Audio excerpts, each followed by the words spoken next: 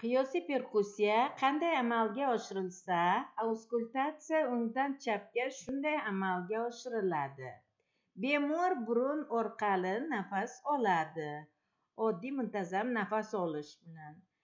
Dastlab umrov usti soha eshitiladi. Bemor 2-3 ta nafas harakati qiladi. Nafas oling, iltimos. Simmetrik nuqtalar solishtiriladi. Chapda biz auskultatsiyani ikkinchi qovurg'a oralig'ida tugatamiz. O'ng tomondan quyi va ustdagi nuqtalarni solishtirgan holda o'ngdan tinglanadi.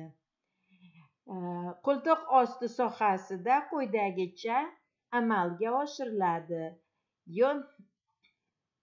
Dastlab qo'ltiq osti sohalari o'ng tomondan, keyin esa chap tomondan eshitiladi. O'rta qo'ltiq osti chiziqlari bo'ylab. Shu bilan yon tomondan auskultatsiya tugatiladi. Qiyosiy auskultatsiya orqa tomondan quyidagicha olib boriladi. Dastlab kuraklar usti eshitiladi. Nafas oling. Bemorning qo'llari ko'kragi oldiga qo'yilgan bo'lishi kerak. Keyin kuraklar orasi eshitiladi.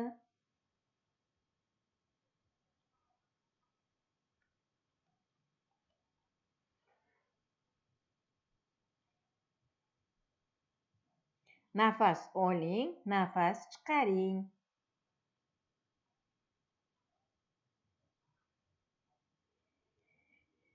Keyin kuraklar osti sohasida eshitamiz.